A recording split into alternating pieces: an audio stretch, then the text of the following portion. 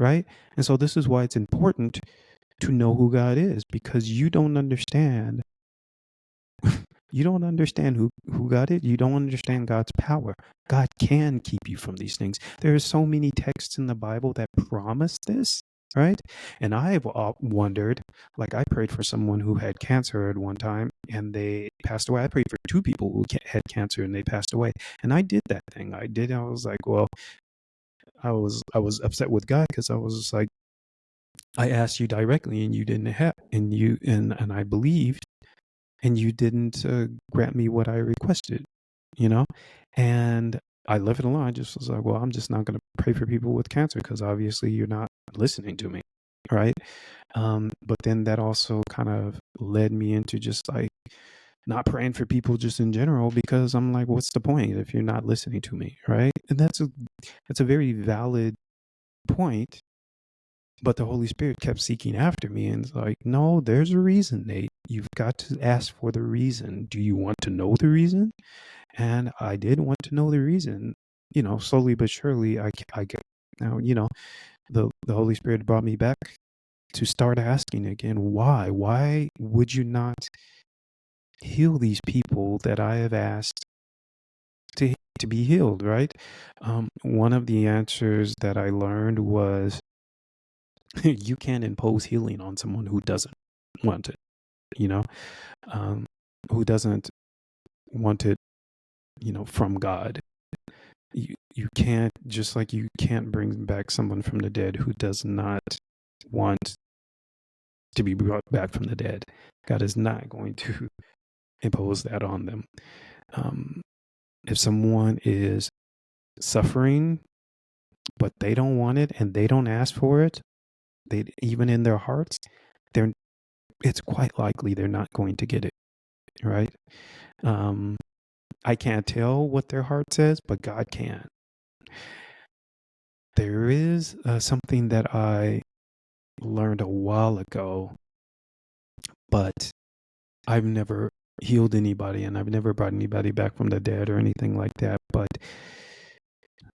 I knew to myself that even though I had never done it, I knew that if God told me to do it, I would be able to do it. There's just something inside me that knows that that is the case, right? I also believe that if someone came to me asking me sincerely and with sincere heart, that I pray for them to be healed of something or whatever the situation is, God would heal them if I prayed, because I know that God hears my prayers. My heartfelt, the fervent, effectual prayer of a righteous man availeth much, I know that God hears my prayers, and I've seen it multiple times, but I also know that there are things that I have asked God for that I haven't received, which frustrate me and make me want to be like, whatever. But then I have to go back to the drawing board. Why did you not give this to me? And when I ask those questions, I do get the answers, right? So there's not, oh, it's not for you to know. It is for me to know, but it's for me to seek it. It's for me to go after it. And if I don't want to go after it, then I won't know, right? Because if I don't want it, I won't know. And that's the same thing that happens with healing. There's so many people that are sick, and I am among a lot of people who are just barely kind of like ambling in their life. They are, they're sick and they're just look really wretched and torn down. A lot of people who just aren't in their right mind. And I'm looking at them and I'm just like, man, all you would need to do is ask God with a sincere heart, fervently, and God would give it to you, and you could ask me and I will pray. And then I will ask my mom to pray, and my two friends, to pray. And I know that you would receive it. I do know that you would receive it, but you don't ask. And I'm not going to force that on you, because God's not going to force that on you. And I'm following God's lead. So I'm not trying to, and people have asked me to pray for things that are outside of health and they've received it. You know, if you just ask, you receive it. And this is why it's so important to teach God. Without God, we have no protection. So I was like, the world is dangerous. We have no protection. Without God, our lives are forfeit. That is like in the grand scheme of things, our life is forfeit. So, we think that Earth, we kind of are short-sighted and think that Earth is it. It's not it. This is not, this is barely the beginning. This is our journey towards getting to know who God is, so that when this world ends, we will already have been on that level where, we know at some level, we know, we know just a little bit about God. I want to know as much as I can, go as far as I can, but this earth isn't the end. Also, something that a lot of people might be experiencing, I know that they're experiencing now, is that without God, we live in fear. In Deuteronomy 28, which is one of my favorite chapters, because at the beginning of Deuteronomy 28 is where there's a blessing if you follow, the commands of God. And it's like blessing you in your house, blessing you in the field, blessing you whenever you do business, just blessing you everywhere, whatever. The longer part of the chapter, which starts at like verse 28, it starts a little bit earlier than that, Deuteronomy 28. I think the good part ends at like 14. I think the bad part starts at like 15. So verse 15. But anyways, I want to read this to you, and it's pretty long, but I think it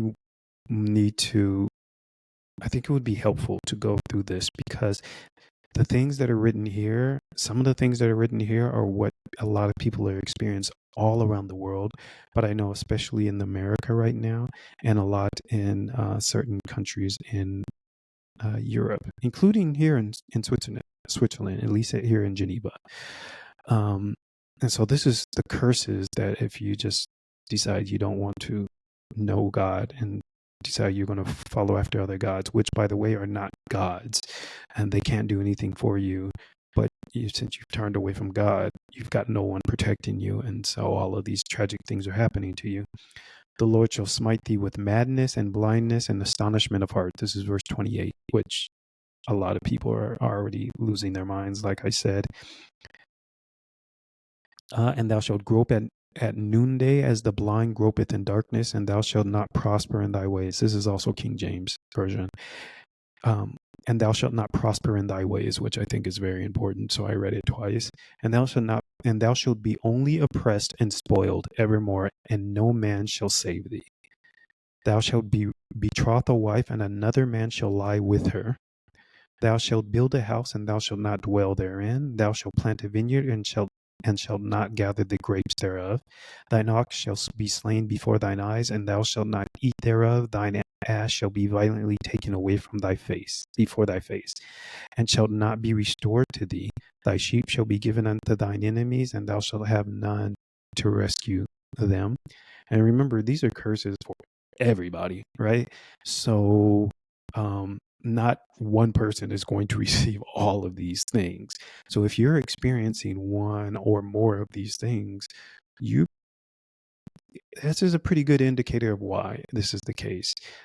Because without the knowledge of God, the Bible says, my people perish for lack of knowledge. I think that's what it says, or something to that effect.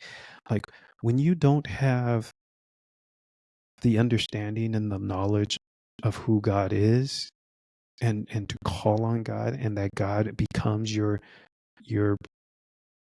shield, your protection, your comforter, your healer, you're just exposed to all of these things. Says, thy sons and thy daughters shall be given unto another people, and thine eyes shall look and fail with longing for them all the day long, and there shall be no might in thine hand. And that a lot of people in America are feeling like this now. It's like there's nothing that they can do about anything. The fruit of thy land and all thy labors shall a nation which thou knowest not eat up, and thou shalt be only oppressed and crushed alway. Black people in America are definitely kind of feeling that.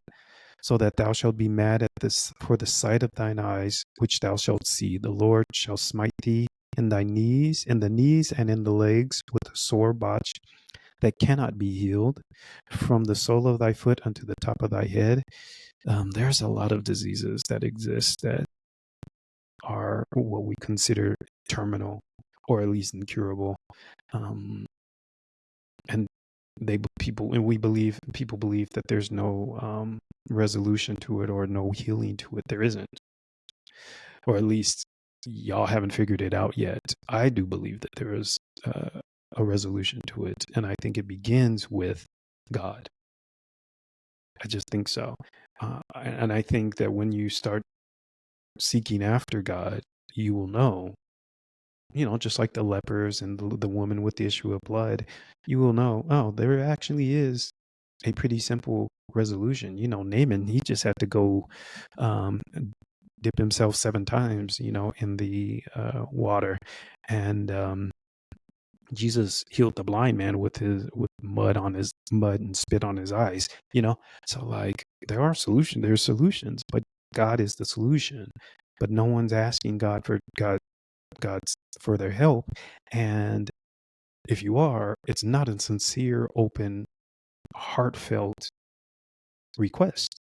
You're not, and it's not, and you're not seeking after God. So even if God gave you this request, it would be counted against you if you just turned away again to do your own thing.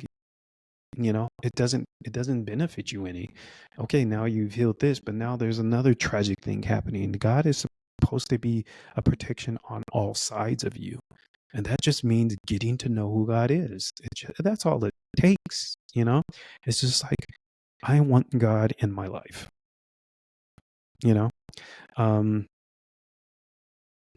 And the Lord shall bring thee and thy king, which thou shalt set over thee, unto a nation which neither thou nor thy fathers have known, and there shalt thou serve other gods, wood and stone. I think Americans are feeling that with the whole Russia impending thing here. And thou shalt become an astonishment, a proverb, and a byword among all the nations whither the Lord shall lead thee. Thou shalt carry much seed into the field, and shalt gather but little in, for the locust shall consume it. Thou shalt plant vineyards and dress them, but shalt neither drink of the wine nor gather the grapes, for the worms shall eat them. Thou shalt have olive trees throughout all thy coasts, but thou shalt not anoint thyself with the oil, for thine olive shall cast his fruit. Thou shalt beget sons and daughters, but thou shalt not enjoy them, for they shall go into captivity. All thy trees and fruit of the land shall the locust consume. And it just keeps going on. And there is, towards the end, towards the end, verse 66, which is the part I highlighted. And so just read this chapter, but the part I highlighted, and thy life shall hang in doubt before thee, and thou shalt fear day and night, and shall have none assurance of thy life. And then 67 says, in the morning thou shalt say, would God it were even, and at even thou shalt say, would God it were morning, for the fear of thine heart wherewith thou shalt fear, and for the sight of thine eyes which thou shalt see. And that's very interesting, because a lot of people, they make decisions based on fear. But it's not the New Testament. It says, I think it was Paul, whomever, said, God has not given us the spirit of fear, but of, something of love and of a sound mind. This thing that we are operating on now, afraid of everything, afraid of going outside, afraid of going out at night, afraid of war, afraid of this and of that, it comes from not knowing who God is, and since we don't have a confidence in our protection, we're afraid of all of these things. Now, there are Christians who have I guess, a false assurance in God because they've read the book, they read the Bible, and so they believe that they have this assurance, but they don't. Not saying that all of them don't, but you don't have one if you don't know who God is. That is just the truth of the matter. So, and in Psalms 91, there's this text which counters this one, which says, I think it's in verse, I don't know what verse it is, but it's like, and thou shalt not be afraid for the terror by night, nor for the arrow that flieth by day, nor for the pestilence that walketh in darkness, nor for the destruction that wasteth at noonday. 1,000 shall fall at thy side, and 10,000 at thy right hand, but it shall not come nigh thee. Like, this is God saying, this is my protection for you. This chapter here, these verse here, 66 and 67, is saying, this is what it is to be without my protection. You will live in constant fear. And a lot of people are living in constant fear. And I'm not judging you. I'm not telling you you are a sinner. I'm saying you do not know who God is. That is what I'm saying. You don't know who God is. You don't have a relationship with God. Therefore, you do not know to call on God when these things happen so that God can show you the way, or to protect you, or to, to lift you up, or to show you the thing. You don't know who God is. You pray, and you do not pray with something in contrite heart. You don't pray with those things. You just, I don't know. I can't judge for you. But you have to do the thing. You have to seek after God, right? And when you learn of God, tell others, tell them, show them, because they're also living in fear and frustration and in oppression and stuff like that. Show them what you're experiencing. Show them, tell them, be a beacon of light. If they're able to come to you and ask for you for prayer, don't say you'll pray for them. Actually pray for them, and pray for them with an earnest and sincere heart. And if you can't do that, tell God that. Tell God, oh, I can't. I don't know why I can't pray for them with a sincere heart, because God understands why you can't, even if you don't know. So, yeah. So let's see. So I wrote here that we teach God according to our own understanding, but our own understanding is corrupted, which is 200% true. Our own understanding is absolutely corrupted. The things I was taught of God. So the things that were taught of God were correct because they came from the Bible. But the problem is I wasn't taught who God is. And therefore, I'm trying to apply things that I was taught to God, and that's not how it should be. God within me causes me to experience who God is, and then thereby understand what the Bible is talking about. You cannot, it is not the other way around. You do not put the Bible in your heart. Your heart, it flourishes, and the things that you experience and you understand because of who God is and because of what God is doing in your heart resonates with the Bible, right? It is not a legalistic matter. It is a spiritual matter. It is a matter of the Holy Spirit living within you and God working together, understanding who God is, understanding God's love for you. And then that, it grows, just like Jesus said, it grows like the mustard seed. First the roots, then the stem, then the leaves, then it gets bigger. It takes time. And this is also why when you read the story of the parable of the 5 wise and 5 foolish virgins, you understand when they were like, well, we can't share our faith with you because I can't share my faith with you. And I have just a very little bit of faith, but I have I have my own relationship with God, which is very, very little in my opinion. Like, I can't even say, to be honest, I can't even say that I love God now. I do very much appreciate what God has done for me, and I want to know more and understand how to love God. But I can't say that I do love God. It's not that I don't want to. I don't know how, And so I tell God these things, and I'm just open and honest, and I'm just like, I'm sorry, God. I am just human. I am just using I'm just using everything that I have at my disposal, and I'm not going to lie to you. That's how I talk to God. I don't want to lie to you. I'm not going to sing a praise song to you if it's not in my heart to do so. I'm just going to be honest. But I want to be this, or I want to do that, or I want to be closer to you. But yeah, and you draw closer to God, you start to your understanding starts to open up, and that's why I'm able to share the stuff that I'm able to share now, is because I have done that, and I have understood more about God than I had ever learned in like 20, 30 years in the church, and I think about it, like I said, it's not that what they were saying was wrong, it's just that it doesn't show me who God is, and it does not and the only way you can do that is have a relationship with God. So this is why, and so that verse, Proverbs 3, 5, and 6, lean not into your own understanding, and all thy ways acknowledge him, and he shall direct thy path. Like, that's critical. Humans don't realize how much we try to apply our own knowledge to who God is. You can't do that. Don't do it. I mean, do it because it's just going to happen, but talk to God about it and have your heart open so that you learn the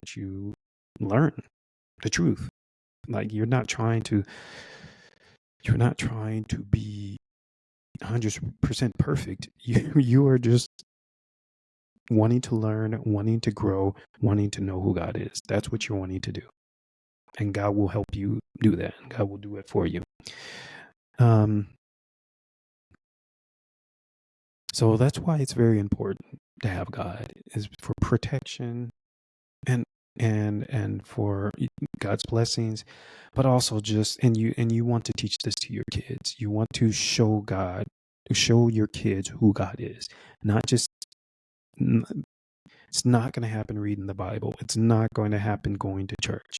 It is going to happen. And I've heard all of the testimonies about, I went to church and such said something to me, or whatever, blah, blah, blah. God continues to bless everybody. God will continue to bless everybody.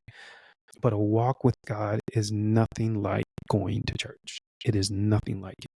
It's nothing like reading the Bible. A walk with God is something very personal, and it is very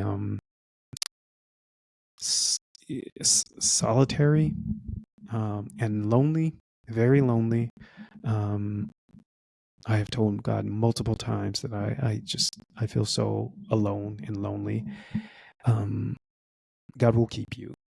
Tell God everything. God will keep you. But it is a lonely walk, but it needs to be lonely because you need to know who God is, and you need to understand how God communicates with you. You need to be open to it. And so it's necessary, unfortunately, but it is a thing, But there is also this part where in the Bible, where in Isaiah 54:13, it's like, and all thy children shall be taught of the Lord, and great shall be the peace of thy children, which is kind of the contrary to what I'm saying, which is like, there is going to come a time, and I don't know when that is, when we will not be saying, to other people, know the Lord, here's the Lord, this is who the Lord is, because they will know, they will be taught of God themselves. In Jeremiah 31:34, it says, they shall teach no more every man his neighbor and every man his brother, saying, know the Lord, for they shall all know me, from the least of them unto the greatest of them, saith the Lord, for I will forgive their iniquity, and I will remember their sin no more.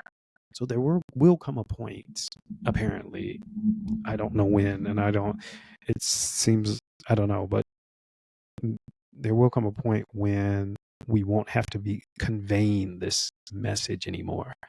But now it's not that time, apparently. So we have to continue to convey the message. We have to continue to honestly tell people about our experience with God. Let's see.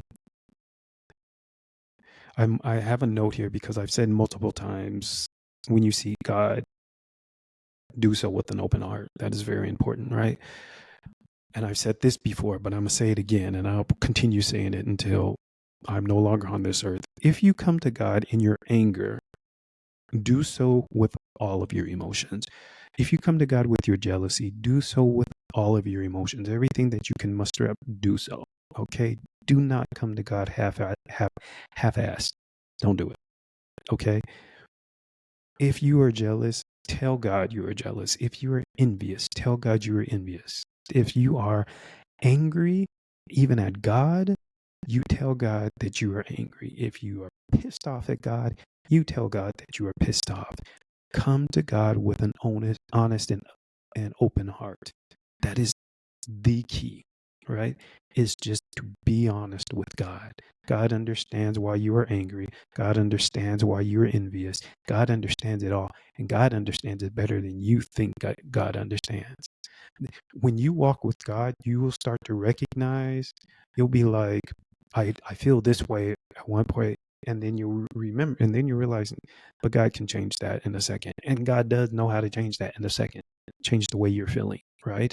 And it's not like it's not like a miracle. It's just a certain thing needs to happen and you'll just completely forget about it, or whatever the situation is. You do not understand yourself as well as God does. You don't. I learned that, and it resonates with the Bible. I learned that personally. I thought I'd be angry with this for whatever, and then all of a sudden I'm not. And then I realized, and then I was like, God, I can't even control my own life. I can't even control that, And I was like, yeah, I know. This is why you have to be just honest with God. If you're angry, I've even threatened God, right? My mom took issue with that. Don't take issue with that. I've threatened God because, and many people have actually, because we are alone on this planet. It is it can be a scary place if you don't know who God is. And if you're learning who God is, yeah, you're freaked out. The more you walk with God, the more open your eyes are, and the more you start uh, feeling overwhelmed, angry, frustrated, and whatever the situation is, right? When I threatened God, it was not from a haughty or like a prideful heart. No, it was from a, I'm scared, God. If you don't do this, this is going to happen sort of situation. And God 200% understood it better than I understood it when I was talking to God. It's not like it's a state that I always want to be in, but it was a state that I was in, and I had to be honest with God. And I just put down that ultimatum, like, sort of thing. And God responded in a very, respectful. God did what I needed God to do. And it caused me to just be able to breathe. And I hope to have learned from that situation so that I know that I don't have to worry about that, and it's a learning process. You just keep going. You just keep going. You don't worry about how you react towards God. All you are looking for, as the Bible says, is you need to have a pure and a contrite heart. That is what you are looking for as much as possible. And if you can't do that, tell God you can't do it. Tell God whatever. I've said that before. I will say it again. Tell God whatever. Okay. So I just wanted to end on this note, which was, in all things, as much as possible, remember to ask God, to talk to God, to bring God into the mix, to tell God how you're feeling. You might forget. I did. I did. For a number of years, God would do some really spectacular thing, but luckily for me, all right, luckily, but God was watching out for me because I didn't intend to ignore or forget the situation. I just did. But what God was doing was building it up. And so it became kind of this kind of thing that I was able to reflect on, at this current time. So I could remember, okay, God did this for me. Okay, God did that for me. I'm so surprised that I didn't recognize that at the time and just kind of keep linking these things together, which again, I would have known to do that if someone had taught me, but no one taught me and I didn't know. But God wasn't upset with it. God just allowed me to remember these things. And so those things were what helped me become stronger and understand more about how God interacts with me, and just, kind of propel me forward, right? So if those types of things have happened to you, you've seen my other videos where I've talked about, how God has spoken to me or how God has done